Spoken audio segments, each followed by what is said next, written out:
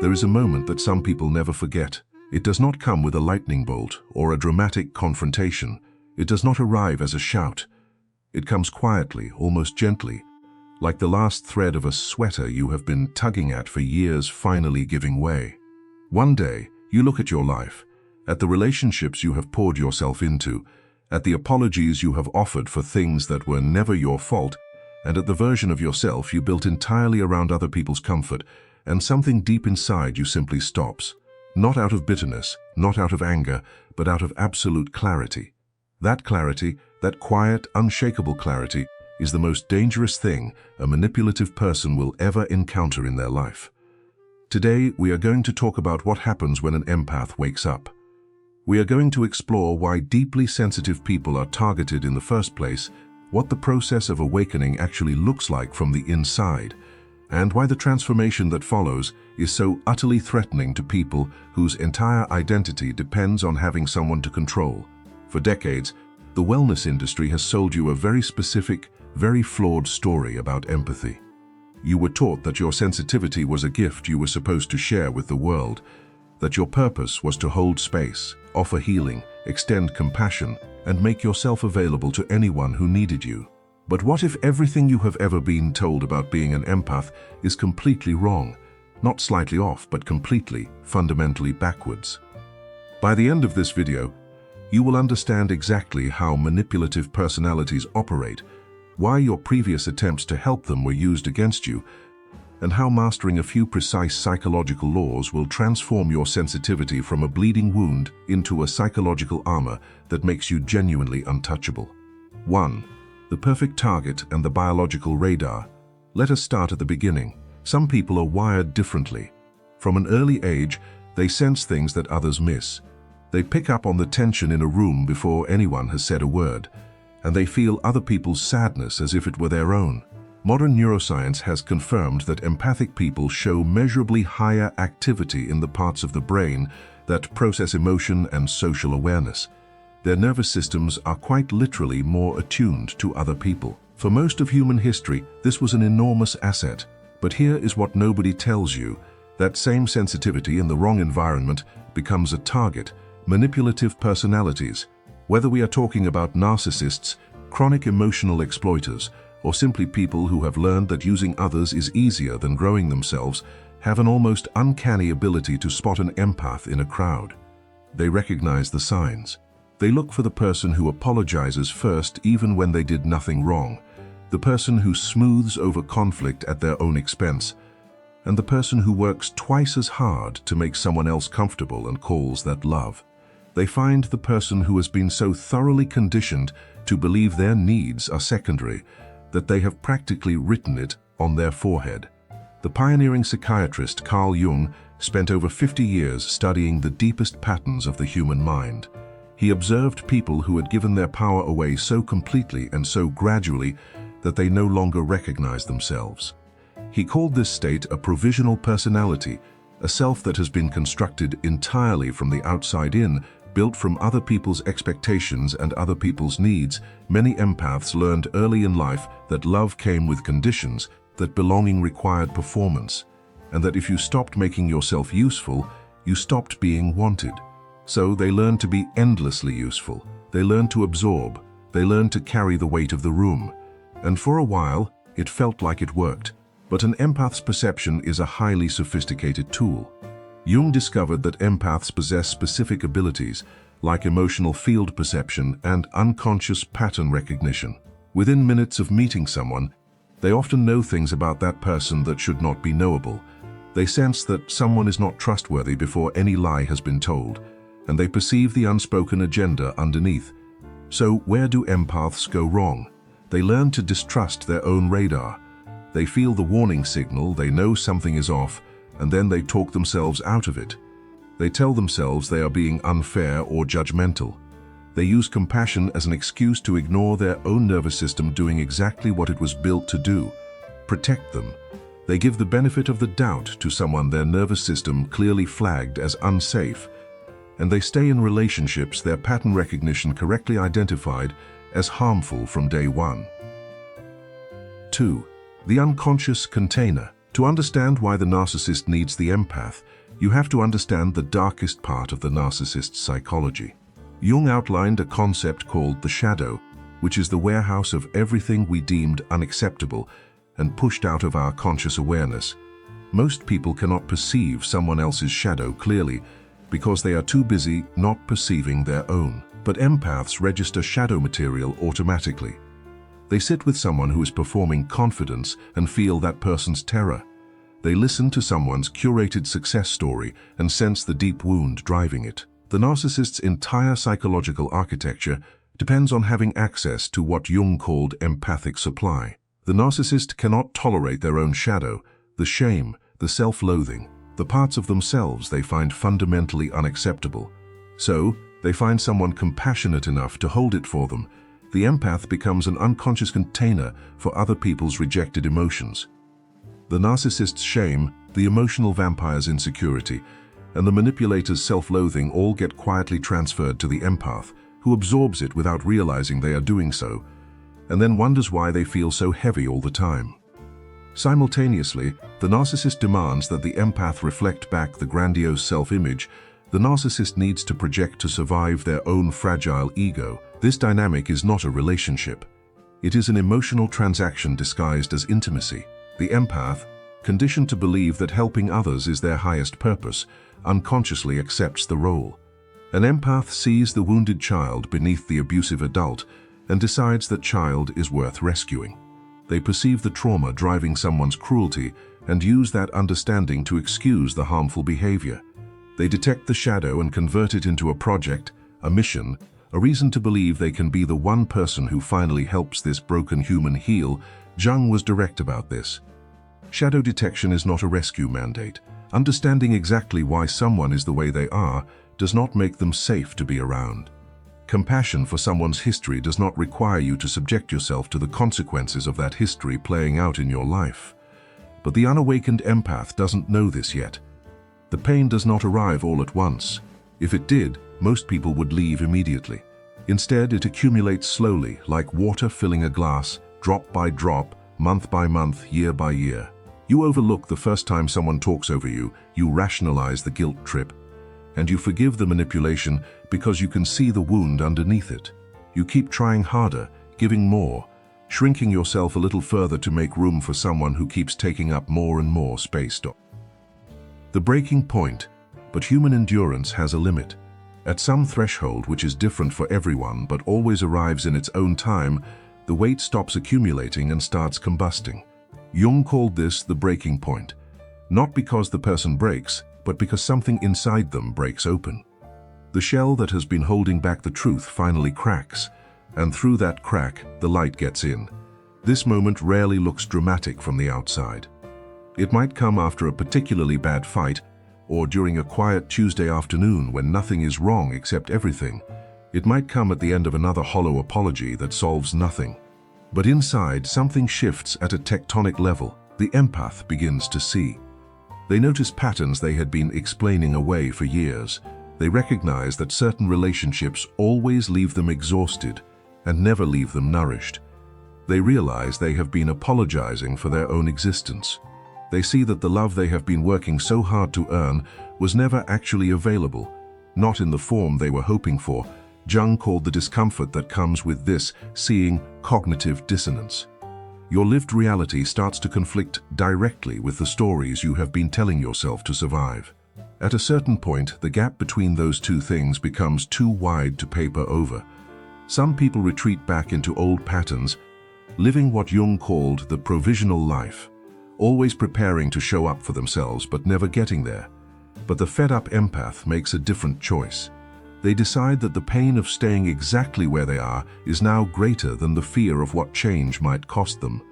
And they take the first terrifying step toward becoming fully, authentically themselves. This is the beginning of the night journey. The empath must descend into their own psyche and confront the shadow they have been running from. For empaths, the shadow typically holds rage. It holds the capacity to say no. It holds the willingness to disappoint people. It holds the voice that says, "My needs matter too." These qualities got locked away because expressing them once felt dangerous. But now, the empath realizes that the anger they suppressed was not a character flaw. It was information. It was their internal guardian saying, something is not okay. When the empath finally lets themselves feel that anger, it does not destroy them. It just tells the truth about what has been happening. And truth, even when it is painful, is the beginning of everything. 4. The narcissistic collapse. When the empath wakes up and decides to set a boundary, they stop over-explaining themselves. They stop engaging in circular conversations designed to exhaust rather than resolve. They stop being the unconscious container for the narcissist's shame. And when the empath withdraws that function, the narcissist experiences a profound psychological crisis.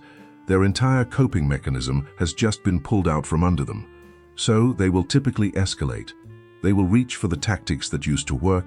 They will cry, threaten, love bomb, recruit mutual friends, rewrite history, and generally do whatever they can to pull the empath back into the familiar dynamic. Jung documented specific, predictable patterns that emerge when someone tries to manipulate an awakened empath. The first is projection.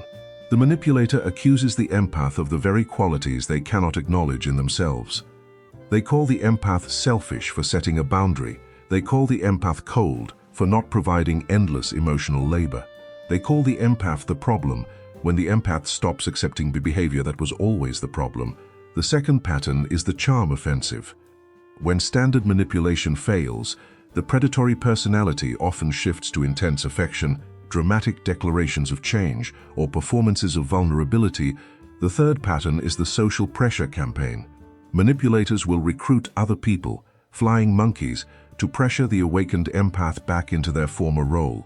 These intermediaries show up with messages about forgiveness, about family, or about how the empath is being too harsh, distant, or different. Families that organize themselves around one person's dysfunction must restructure when the person they depended on to absorb the dysfunction stops absorbing it. For the unawakened empath, this escalation creates crushing guilt. But for the fed-up, awakened empath, seeing all of this no longer makes them feel responsible. The escalation does not create guilt, it creates confirmation. It tells the awakened empath clearly and unmistakably that they made exactly the right choice. 5. Neutralization and the open loop. So how does the fed-up empath neutralize this escalation? How do they defeat the narcissist? They do it by refusing to play the game at all. Your non-reaction is more powerful than any reaction you could ever have. When a toxic person attacks you, they are expecting resistance. They have loaded up the catapult, aimed it at you, and they are waiting for you to fire back so the war can begin. What they are really doing is trying to take the wheel from you. They want to steer your emotional state and make you angry, defensive, or flustered. The moment you react the way they intended, they have succeeded. You have handed them control.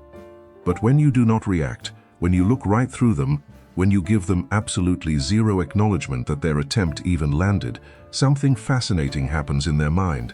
The human brain is built around feedback loops. When someone provokes you and you react, the loop closes. They know their action had impact. But when you do not react, the loop stays open. Their brain keeps running the same sequence over and over, searching for a resolution that never comes. That open loop is psychologically consuming. It creates a kind of low-grade obsession. They replay the moment, they wonder why it didn't land, they question themselves. And all of that mental energy they are burning is energy they are spending on you, while you are spending zero mental energy on them. They are fighting a battle that you are not even participating in, and they are losing. The awakened empath understands that when someone describes you in terms that do not match your actual behavior, they are almost always describing themselves. So, the empath simply refuses to accept the delivery. When the charm offensive hits, the awakened empath watches behavior over time rather than listening to words in a moment of crisis, because behavior is honest in a way that urgent declarations never are. When the social pressure campaign arrives, the awakened empath recognizes that people who were not present for what happened have no standing to judge how they respond to it. This is the discipline of emotional neutrality. In psychology, there is a technique called the gray rock method. You become boring, flat, unremarkable. You give short, vague, emotionally neutral responses, not because you are defeated, but because you are depriving them of fuel by withholding your data, your emotional tells, and your justifications, you become unreadable. And unreadable people are impossible to control. Toxic people cannot stand those who do not react. They quickly lose interest when they realize they cannot destabilize you. You simply step aside, and they stumble forward into the silence they created. That is not passivity, that is precision. You stop over-explaining yourself, because the second you begin explaining yourself, you shift from a position of authority to a position of defense, handing them the role of judge. You deploy strategic silence. Silence, when used precisely, becomes a mirror. The manipulator tries to fill the void with words, and all they manage to do is reveal their own fragility. 6. The sovereign empath. This transformation is the most liberating thing you will ever experience, but I must tell you the truth. It is also devastating. The empath who wakes up must grieve. They grieve the relationships that cannot survive their transformation. They grieve the years spent working to earn love that was never truly available. They grieve the person they might have become if they had not spent so much of their energy managing other people's emotions.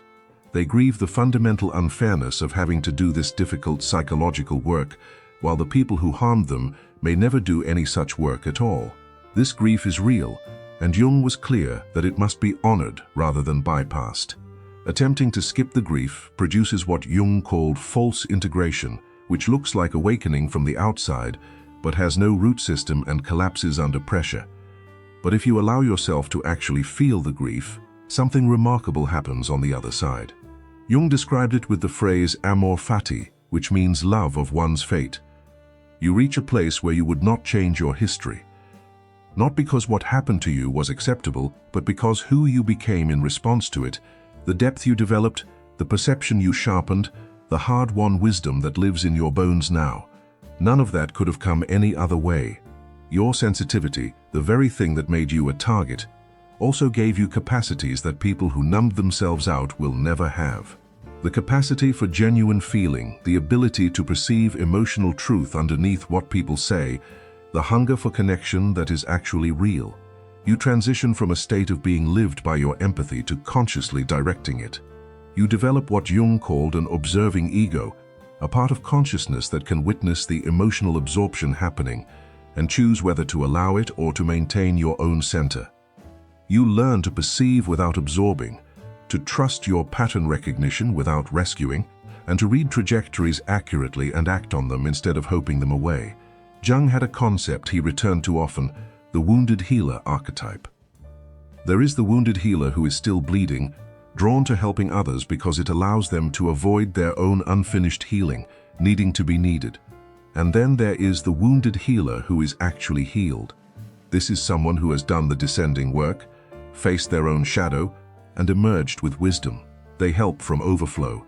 They can sit with another person's pain without needing to fix it, because they are no longer uncomfortable with pain itself. Their worth does not depend on being useful in any given moment. This is the destination for the fully awakened empath. Not someone who has lost their sensitivity, but someone whose sensitivity has matured from naive absorption into discerning wisdom. Someone who can feel deeply and still choose, who can love fully and still protect themselves. This is the sovereign empath, not superior, not closed, not hard, but whole. Conclusion. The nightmare wakes your sensitivity was never the problem. The problem was being placed in environments that demanded you betray yourself to belong. The problem was being taught that your deep feeling was too much, that your emotional honesty was threatening, and that love was conditional on your usefulness. But you are no longer that child, and you are no longer trapped in that provisional personality. The fed-up empath who emerges from this transformation carries something that cannot be manufactured or faked. A kind of quiet authority that comes from having been tested at the deepest level and choosing truth over comfort every single time. People feel it without being able to name it. They sense that this person has been somewhere dark and came back with something real. That quality, that psychological gravity, makes you simultaneously magnetic to people who are genuinely ready to grow and entirely invisible as a target to people whose game depends on you being unconscious. Every boundary you hold is a small act of revolution in a culture that profits from your depletion. Every time you choose yourself over the familiar comfort of self-betrayal, you make it a little easier for the next person to do the same. You demonstrate that the kind of connection most people only dream about is actually available to those willing to do the work of becoming real. The transformation requires you to face truths that shake your foundation, to grieve out loud, and to disappoint people who preferred the version of you that asked nothing of them. But the alternative, staying asleep, staying provisional, staying available to anyone who needs a container for what they will not carry themselves, costs you everything. The unconscious empath remains permanently vulnerable. The awakened, fed-up empath becomes permanently themselves. And to a narcissist, there is nothing more terrifying.